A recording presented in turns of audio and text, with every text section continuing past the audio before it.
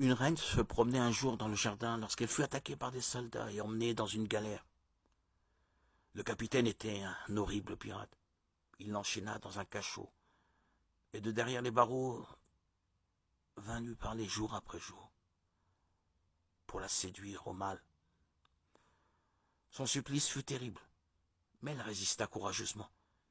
Alors le pirate se démasqua. C'était son mari, le roi.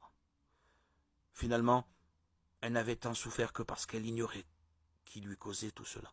Maintenant, elle acquit pour toujours la confiance de son mari. Dieu est juste, il est bon, il nous aime, il veut que nous l'aimions et que nous lui soyons fidèles. Si nous lui prouvons notre attachement, il nous donnera un salaire que nous aurons mérité et dont nous profiterons sans honte en compagnie des saints dans la félicité éternelle. Depuis longtemps déjà, les sages connaissaient la réponse à l'énigme de la vie. Avec cette réponse, tout nous paraîtrait clair.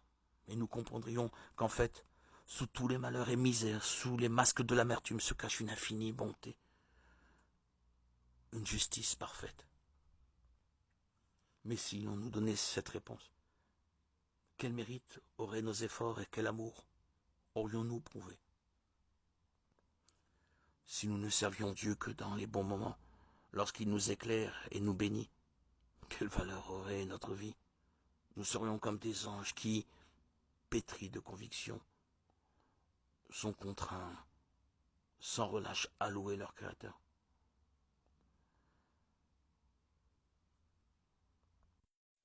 Tant que l'on n'a pas atteint un degré de pureté parfaite, il faut éviter l'ébriété, car l'ivresse trouble le sang et conduit aux mauvaises passions.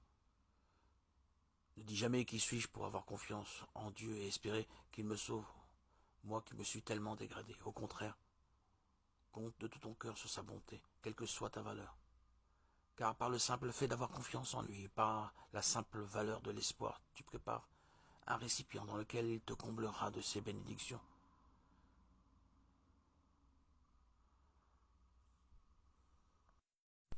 Il faut protéger son esprit de toute pensée impure, car c'est de la pensée que proviennent toutes les actions. Autant les fautes proviennent de mauvaises pensées, autant leur réparation consiste simplement à refuser les mauvaises pensées.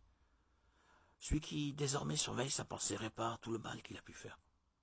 L'effort n'est pas démesuré, car une seule pensée peut habiter notre esprit à la fois. Lorsqu'une mauvaise pensée nous viendra, remplaçons-la de suite par une bonne, comme un cheval, que l'on ramène vers la route, en tirant un peu sur les rênes.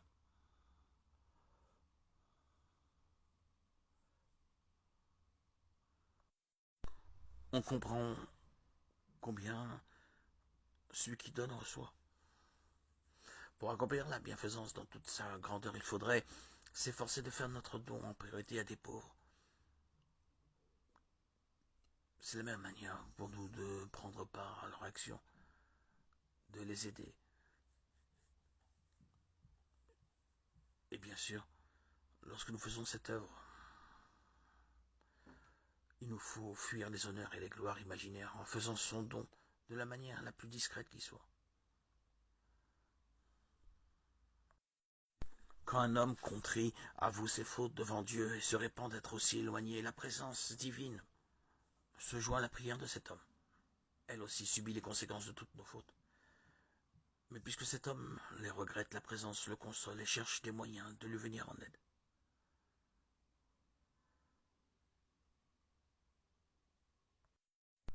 Lors de la création de l'homme, deux anges émirent une objection quant au dessein du Créateur. Quel est cet homme pour que tu t'en souviennes?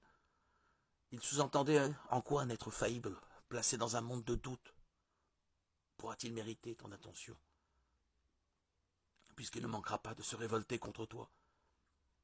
Il n'imaginait pas la possibilité d'un homme qui s'améliore, qui surmonte avec l'aide de Dieu ses difficultés, pour finalement transformer ce monde de doute en certitude. L'un d'eux, ange du pessimisme mettant en doute toute possibilité de progrès, il sera lui-même déchu puis châtié.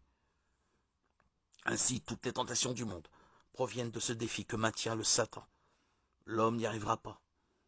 Chaque fois qu'il séduit un cœur vers la faute, c'est en fait pour le conduire à la tristesse. Si bien qu'en constatant son échec, l'homme acquiescera à la voix qui lui soufflait. Je t'avais bien dit que tu n'y arriverais pas.